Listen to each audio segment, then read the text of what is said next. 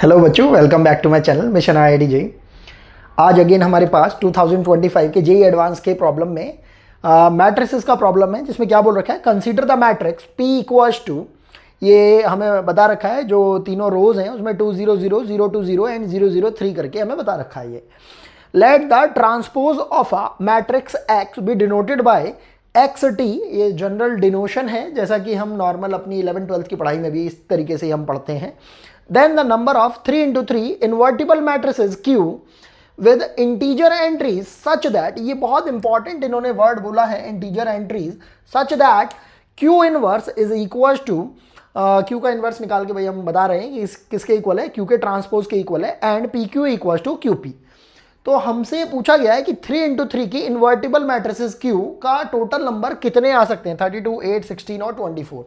ये एक single choice type का प्रॉब्लम था और इसको बहुत ही सिंपल तरीके से हम सॉल्व कर सकते हैं, और ये भी बिल्कुल डायरेक्ट फॉरवर्ड प्रॉब्लम है।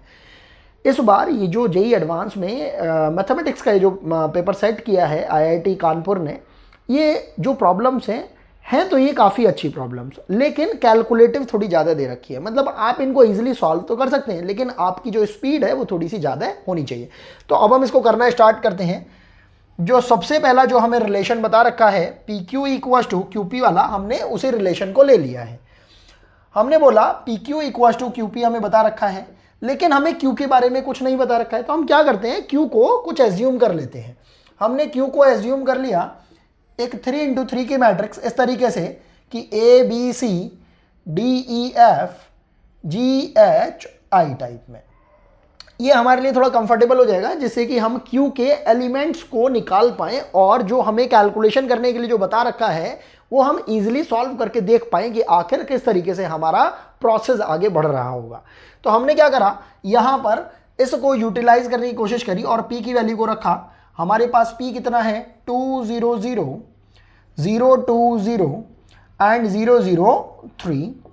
इसकी मल्टीप्लाई अगर हम Q से कर देते हैं तो ये कितना हो जाएगा हमारे पास, ABC DEF GHI, बिल्कुल सिंपल तरीके से।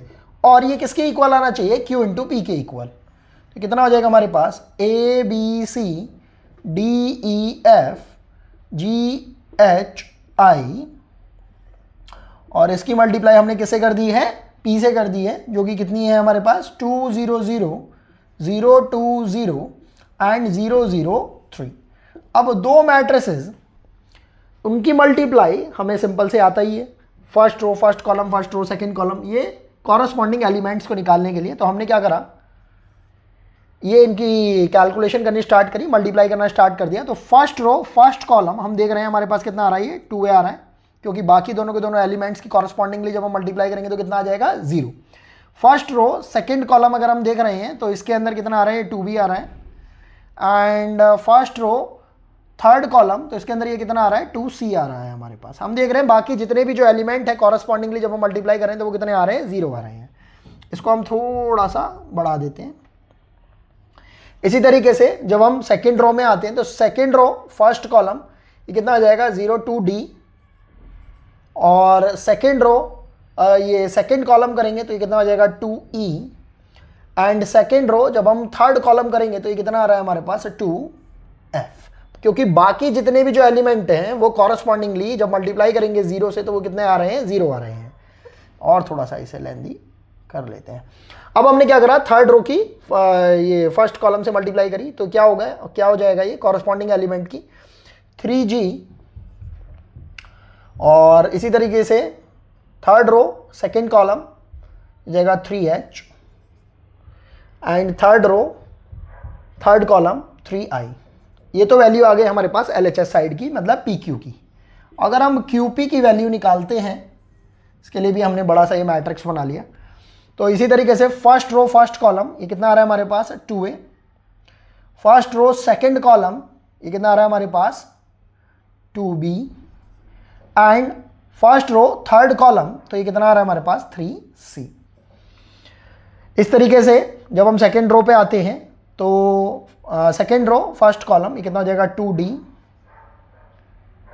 और ये हो जाएगा 2e, और ये हो जाएगा 3f। इसी तरीके से जब हम थर्ड रो पे आते हैं तो ये हमारे पास हो जाएगा थर्ड रो फर्स्ट कॉलम मतलब 2G, एंड ये हो जाएगा हमारे पास third row second column 2H, और थर्ड रो थर्ड कॉलम ये हो जाएगा 3I। तो अगर हम दो मैट्रिसेस को इक्वेट कर रहे हैं इक्वल टू का साइन लगाकर, बेसिक कॉमन सेंस हमें बताती है कि कॉरस्पॉन्डिंग एलिमेंट इक्वल आना चाहिए।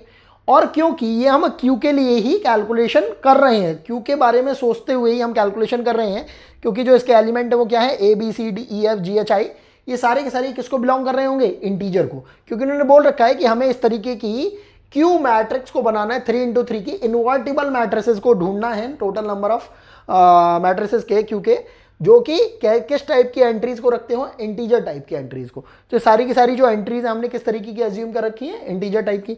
तो ऑब्वियसली जब हम कंपैरिजन कर रहे होंगे तो हमें ध्यान रखना है कि जैसे ये जो 2A से 2A भाई इक्वल इक्वेट हो पा रहा है, तो हम यहाँ पर A को जो इंटीजर वाली जो इमेजिनेशन लेकर चल रहे थे वो बिल्कुल सही चल रही है। इस तरीके से 2B से 2B ये भाई ये भी इक्वल इक्वेट हो पा रहा है, लेकिन जब हम देख रहे हैं इस 2C से 3C ये इक्वल इक्वेट नहीं हो पाएगा, और हम C की कोई भी वैल्यू को पुट कर दें तो ये इक्वल इक्वेट नहीं हो पा रहा है अगर हम पॉजिटिव इंटीजर की बात करें या नेगेटिव इंटीजर की बात करें। लेकिन यहाँ पर एक ऐसा भी इंटीजर है जिसको कि हम नॉन नेगेटिव या नॉन पॉजिटिव इंटीजर में इंक्लूड करते हैं, और वो दोनों में ही कॉमन होता है, जो कि यहाँ पर सेटिस्फाई कर पा रहा होगा। अगर हम C की वैल्यू अगर 0 ले लेते हैं तो वो इंटीजर में काउंट होता है, और वो दोनों ही तरफ में वो क्या करेगा, सेटिस्फाई करेगा।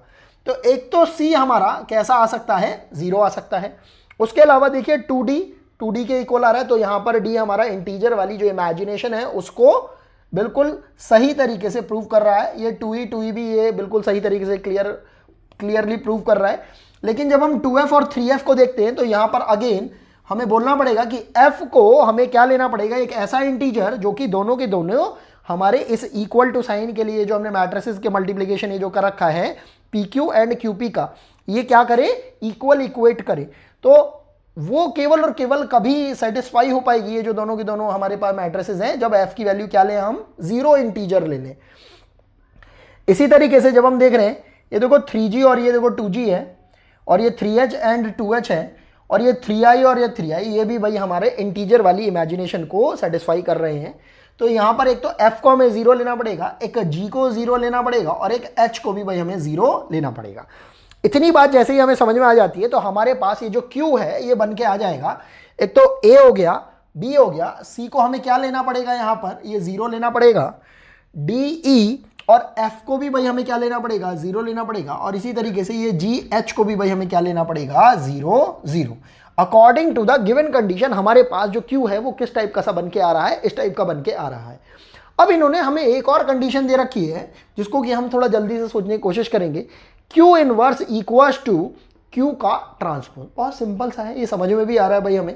अगर हम दोनों ही साइड में Q की मल्टीप्लाई कर देते हैं तो क्या हमारे पास रिलेशन, इसके अंदर अगर हमने दोनों साइड में अगर मल्टीप्लाई कर दिया तो क्या हमारे पास रिलेशन, Q से मल्टीप्लाई करा तो Q इंटू Q का इनवर्स जो है वो हमें आइडेंटिटी मैट्रिक्स दे देगा, और जब इसमें मल्टीप्लाई करा तो ये क्या हो जाएगा, Q इंटू Q का ट्रांसपोज। तो इस अगर जो रिजल्ट को जो कि हमने इसके अंदर से निकाला, क्योंकि हम Q का ट्रांसपोज करके निकालें और फिर उसके अंदर फिर हम Q का इनवर्स निकाल कर उसके अंदर उसको इक्वेट करें, तो वो थोड़ा सेंसिबल नहीं लग रहा है। ये ज़्यादा सेंसिबल लग रहा है क्योंकि ये थोड़ा ज़्यादा इजीली हो पाएगा हमसे। तो हमने क्या करा, इस रिजल्ट को लिया और इसके अंदर हमने कैलकुलेशन करनी स्टार्ट कर दी। देखो Q तो अभी अभी भाई हमने थोड़ा सा सिंप्लीफाई करके निकाला ही था, तो वो हमने निकाल लिया, इसको लिख लिया। कितना हो गया, AB 0, DE 0, 0 0 I, और इसके अंदर हमने Q के ट्रांसपोज से भाई हमने मल्टीप्लाई कर दिया। Q का ट्रांसपोज क्या हो जाएगा कि जितनी जो रोज हैं उनको हम कॉलम बना दिया, ऐसा बोलते हैं जितनी जो कॉलम है उनको हमने क्या बना दिया, रोज बना दिए। तो AD 0 और BE 0 एंड 0 0 I। हम देख रहे हैं इस वाले इस पर तो कहीं कोई फर्क नहीं पड़ा है। और अभी के लिए हम क्या करते हैं, ये जो Q हमने अभी एज्यूम करी थी इसको हटा देते हैं, और ये किसके इक्वल आ जाएगा, अकॉर्डिंग टू द रिलेशन ये आइडेंटिटी मैट्रिक्स के इक्वल आ जाएगा। और आइडेंटिटी मैट्रिक्स कितनी हो जाएगी, 1 0 0 0 1 0 एंड 0 0 1। बहुत ही सिंपल तरीके से हम इसको सॉल्व करते हुए जा रहे हैं। अगर हमने इसकी मल्टीप्लाई करी, आप देख रहे हो मल्टीप्लीकेशन को ही हमें ढंग से करना होता है। तो हमारे पास ये क्या हो जाएगा, फर्स्ट रो फर्स्ट कॉलम, बहुत सिंपल सा है, फर्स्ट रो फर्स्ट कॉलम, ये कितना हो जाएगा A square plus B square, और फर्स्ट रो सेकंड कॉलम ये कितना हो जाएगा A D plus B E, क्योंकि जो थर्ड कॉरस्पॉन्डिंग टर्म है वो तो 0 0 ही आ रही है, और फर्स्ट रो थर्ड कॉलम ये तो कितना हो जाएगा, ये हमारे पास 0 हो जाएगा। इसी तरीके से सेकेंड रो फर्स्ट कॉलम, जब हम सेकेंड रो की बात करेंगे तो सेकेंड रो फर्स्ट कॉलम ये कितना हो रहा है हमारे पास, डी ए को अगर हम ए डी बोल दें और ई बी को हम बी ई बोल दें, तो हम देख रहे हैं ये टर्म बिल्कुल इसके जैसे सी देखो दिखाई दे रही है। इसी तरीके से हम क्या बोल सकते हैं, सेकेंड रो सेकेंड कॉलम ये कितना हो जाएगा हमारे पास, d square plus B e, and second row third column, लेकिन ये तो कितना आ जाएगा 0, क्योंकि कॉरस्पॉन्डिंग टर्म्स में किस किस की मल्टीप्लाई हो रही है, 0 की मल्टीप्लाई हो रही है। इसी तरीके से जब हम थर्ड की बात करते हैं तो थर्ड रो फर्स्ट कॉलम ये तो पूरा का पूरा ही 0 आ गया बेचारा। इसी तरीके से थर्ड रो सेकेंड कॉलम, इसकी वैल्यू भी कितनी आ रही है 0, लेकिन जब हम थर्ड रो की थर्ड कॉलम के साथ जब मल्टीप्लाई करेंगे तो ये कितना आ रहा है हमारे पास आई स्क्वायर, और इसको हम बेसिकली कंपेयर किससे कर रहे हैं, अपनी आइडेंटिटी मैट्रिक्स से। ये कितना हो रहा है हमारे पास 1 0 0 0 1 0 एंड 0 0 1। बहुत ही सिंपल तरीके से हम इसको सॉल्व कर सकते हैं। अब क्या काम रह गया, सिंपल से बस हमें कंपैरिजन करना है, जिससे हमें A B C D I जो भी हमारे पास वैल्यू है उन सब का हम कंपैरिजन कर देंगे। तो हम देख पा रहे हैं ए स्क्वायर प्लस बी स्क्वायर की वैल्यू अगर हम कंपेयर करते हैं कितनी आ रही है, 1 आ रही है। इसी तरीके से D square plus E square की वैल्यू कितनी आ रही है, 1 आ रही है। और इसके अलावा A D plus B E की वैल्यू कितनी आ रही है, 0 आ रही है। यहां से भी 0 आ रही है और यहां से भी ये 0 आ रही है, और आई स्क्वायर की वैल्यू कितनी आ रही है हमारे पास, 1 आ रही है। तो यहां से समझ में आ रहा है कि आई की वैल्यू कितनी आ रही है, या तो +1 या -1, क्योंकि इन्होंने कहीं पर भी पॉजिटिव इंटीजर एंट्रीज नहीं बोला है, क्या बोला है, केवल इंटीजर एंट्रीज। तो आई की वैल्यू हमें अगर इंटीजर लेनी होगी तो या तो +1 हो जाएगी या -1 हो जाएगी, इतनी बात हमें समझ में आती है। अगर हम a square plus B square equal to 1 बोल रहे हैं तो देखा जाए तो है तो ये ओलंपियाड का कॉन्सेप्ट, मतलब कॉन्सेप्ट बहुत सिंपल सा है, लेकिन ओलंपियाड में इस टाइप की चीज़ों को यूज़ किया जाता है कि जैसे a square plus B square equal to अगर हमने 1 बोल दिया है तो इसका मतलब है कि अगर हमें इंटीजर वैल्यू को लेना है तो या तो हम एक बार या तो हम ए को 0 ले लें, बी को 1 ले लें, या फिर हम एक बार ए को 1 ले लें और बी को 0 ले लें। अब इसके अंदर प्लस माइनस का भी चक्कर रहेगा। तो अगर हम केस 1 अगर बना के देखें तो अगर हम यहां पर ऐसा बोल दें कुछ इस टाइप से कि ए बी को हम क्या ले सकते हैं, 0 और 1 करके, ए बी को हमने ले लिया 0 1, और क्या बोल सकते हैं हम 0 और -1। तो सोचने वाली बात है, अगर आप ढंग से सोचें, जब हमने ये 0 1 या 0 -1 लिया तो हम अगर यहां पर इसकी वैल्यू 0 और 1 रख देते हैं, 0 और 1, तो ई की वैल्यू हमारे पास कितनी हो जाएगी, 0 हो जाएगी। ये बात थोड़ी सोचने समझने की है हमारे पास। जैसे ही हमने ए की वैल्यू को यहां पर इस पर्टिकुलर से 0 और 1 रखा, क्योंकि आई तो सारी मोहमाया से दूर है, वो तो बेचारा किसी और रिलेशनशिप में है ही नहीं, वो केवल एक ही था, आई स्क्वायर इक्वल टू 1, उसकी वैल्यू हमने निकाल ली है।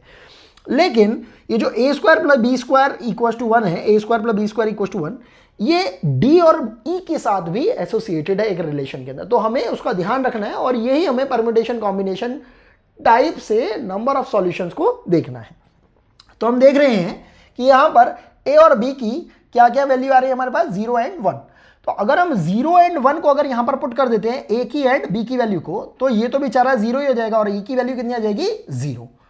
तो यहां से हमारे पास इस पर्टिकुलर एक केस के लिए डी और ई के जो कॉम्बिनेशन है वो क्या क्या बन रहे हैं, ध्यान से देखते हैं। ई की वैल्यू यहां पर कितनी आ रही थी, 0 आ रही थी।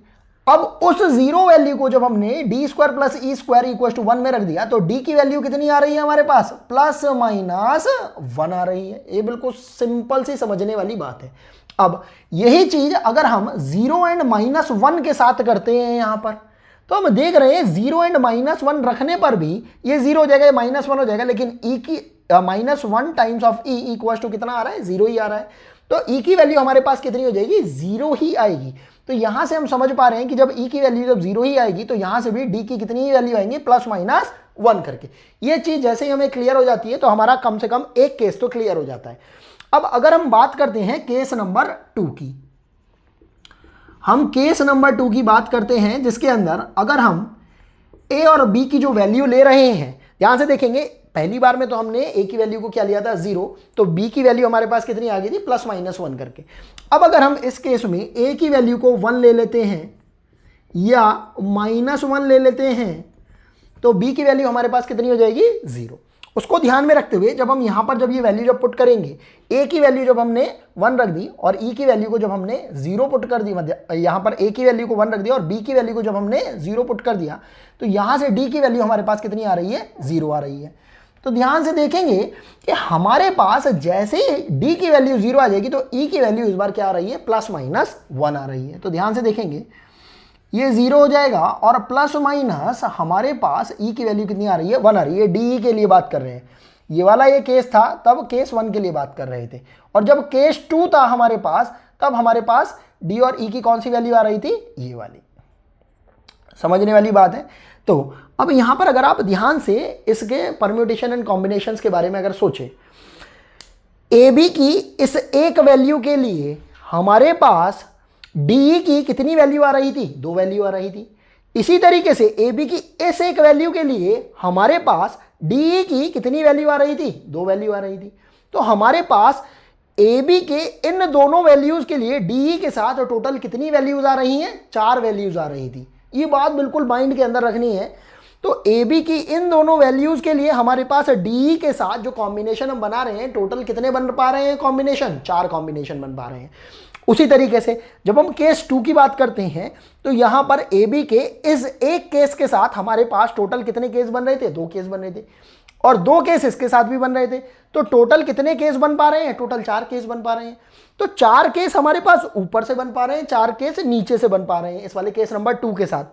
तो टोटल हमारे पास कितने केस बन रहे हैं, यहां पर 8 केस बन रहे हैं। बस यहीं पर ही बच्चा गलती कर सकता है। वो कैसे, उसे लगेगा कि यार टोटल 8 केस बन रहे हैं, 8 का आंसर भी दे रखा है तो हम इसी के ऊपर ही टेक कर देते हैं। उसको एक चीज का ध्यान और रखना है कि जो 8 केसेस जो हमारे बन रहे हैं टोटल 8 केसेस, वो एक आई की पॉजिटिव वैल्यू के लिए हम कंसीडर करेंगे और एक आई की दूसरी -1 वैल्यू के लिए भी तो भाई हम उसको कंसीडर कर सकते हैं।